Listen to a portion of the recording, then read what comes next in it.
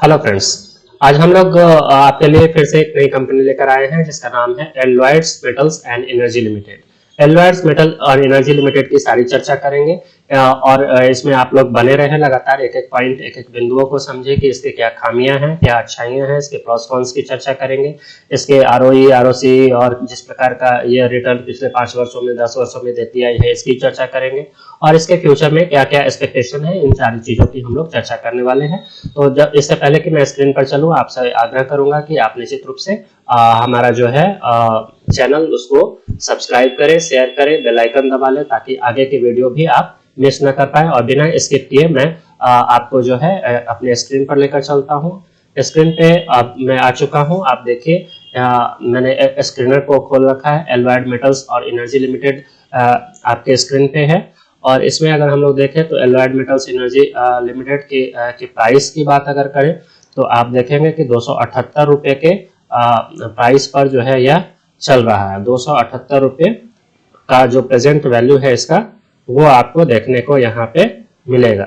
दूसरा जो चीज है वो है मार्केट कैप। यह मिड कैप की कंपनी बोल सकते हैं। 12,357 करोड़ की कंपनी है।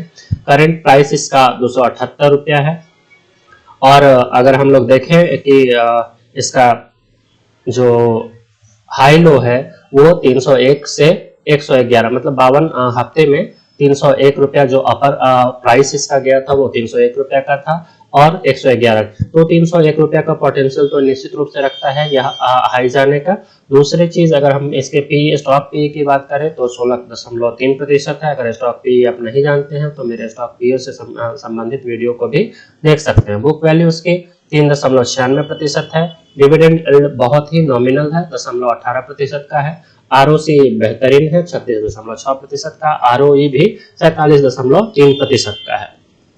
फेस वैल्यू 1 रुपये की है और एलॉयड मेटल्स की अगर चर्चा करें तो नाम से ही स्थापित होता है कि ये स्पॉन्ज आयरन पावर और मेटल से रिलेटेड एक्टिविटीज में, माइनिंग से रिलेटेड एक्टिविटीज में इन्वॉल्व है यह कंपनी। तो इस प्रकार की कंपनी निश्चित रूप से लाभकारी कंपनी सिद्ध होती है। और आगे हम लोग इसकी चर्चा करें तो आगे हम लोग इसके सबसे पहले तो हम ग्राफ्स को देख लें। आप ग्राफ्स पे देखेंगे तो ग्राफ्स पे आपको समझ में आएगा कि अभी वर्तमान में अगर बात करें तो यह जो कंपनी है वो अपने 50 डीएमए और 200 डीएमए से काफी ऊपर चल रही है और मतलब एक तरह से कहा जा सकता है कि ये अपने पिक प्राइस पे है। कंपनी इस पिक प्राइस पे मतलब जो इन्वेस्टर्स हैं वो शॉर्ट सेलिंग के बारे में भी सोच सकते हैं क्योंकि इस पिक प्राइस पे जो है जाने के बाद एक शॉर्ट सेलिंग का भी मूव बनता है। यहाँ से गिरने के भी एक्सपेक्टेशंस होते हैं। खैर इसकी चर्चा अभी हम लोग बाद में करेंगे। अभी जो वर्तमान सिचुएशन है उसे मैं आपको बताने की कोशिश कर रहा हूँ। प्रॉस और कंपनी कॉन्स की बात करें तो प्रॉस इसके जो है वो सबसे पहले क्या है कि कंपनी का डेप्ट जो है कंपैरेटिवली घटा है और दूसरा जो प्रॉस है वो इसका आरओई जो है 30.3% का पिछले 3 वर्षों से मेंटेन होता हुआ आ रहा है।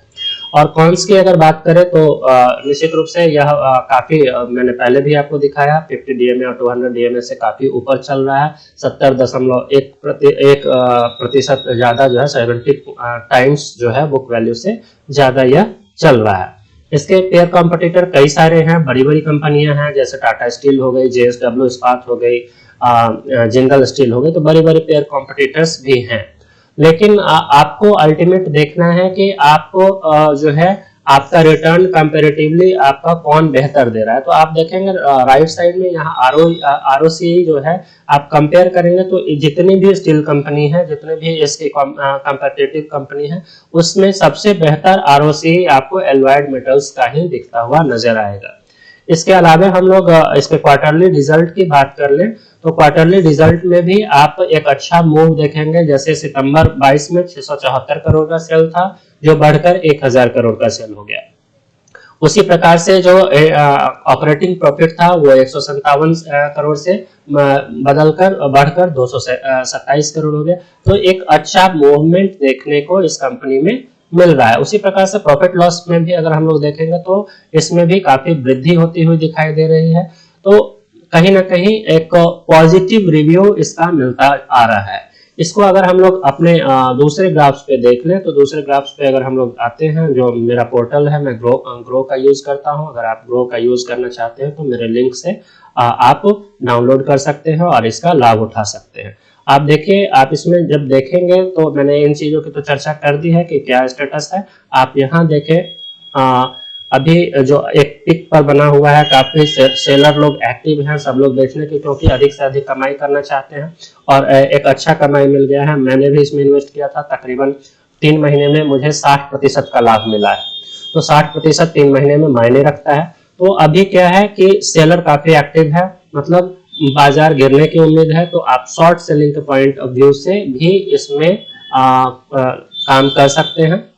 दूसरा, मैं इसके फंडामेंटल की बात करूं तो इसकी चर्चा मैंने कर दी है। एक बहुत अच्छा चीज है डेब्ट टू इक्विटी, अगर आप इसका देखें तो 0.29% है, जो कि काफी कम है।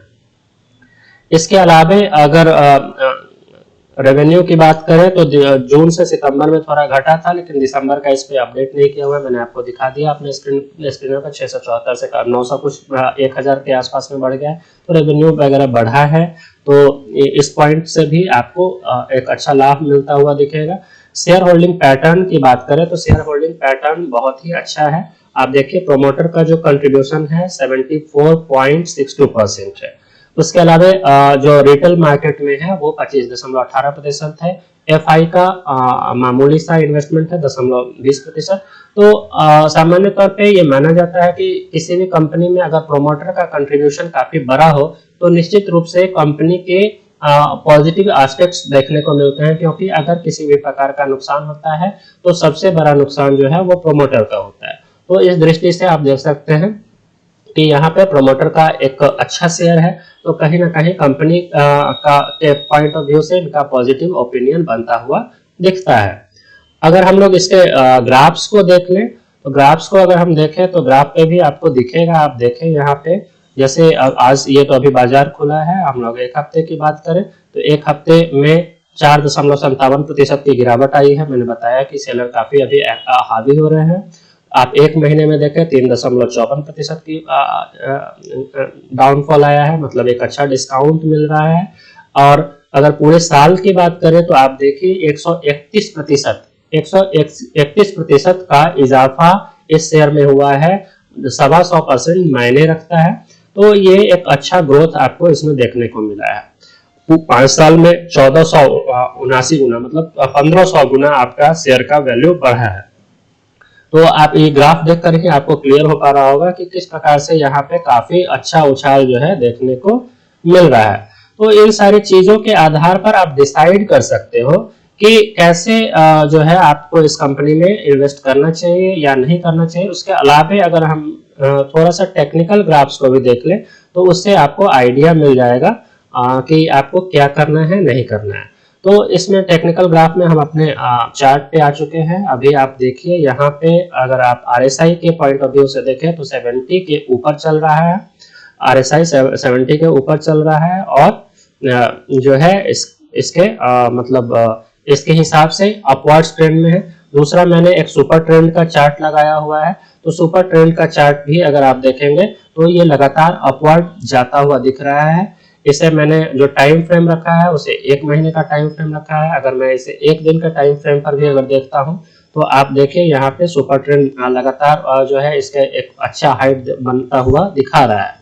तो इस प्रकार से मतलब एक अच्छा ग्रोथ इस कंपनी में दिख रहा है। हालांकि पिछले 1 महीने में 15 दिन में एक अच्छी गिरावट देखने को मिली है, जो आपको एक अवसर प्रदान कर सकता है कि इस तरह की अच्छी कंपनी में आप इन्वेस्ट कर सको।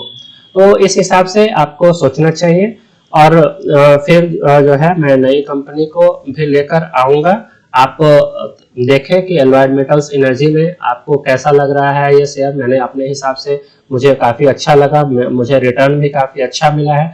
लेकिन एक टाइम फैक्टर होता है किसी कंपनी में कि आप किस टाइम पर खरीद रहे हो शेयर को, और किस कंपनी अच्छी ही होती है, लेकिन आपको उस शेयर को महंगे में खरीद रहे हो या सस्ते में खरीद रहे हो, आपका टाइम फैक्टर क्या है, आपका रेट फैक्टर, प्राइस फैक्टर क्या है, इन चीजों को निश्चित रूप से देखें। जैसे अभी वर्तमान में 278 का जो यह शेयर है उसे मैंने 190 में खरीदा था, तो मेरे लिए तो निश्चित रूप से ये काफी लाभकारी है।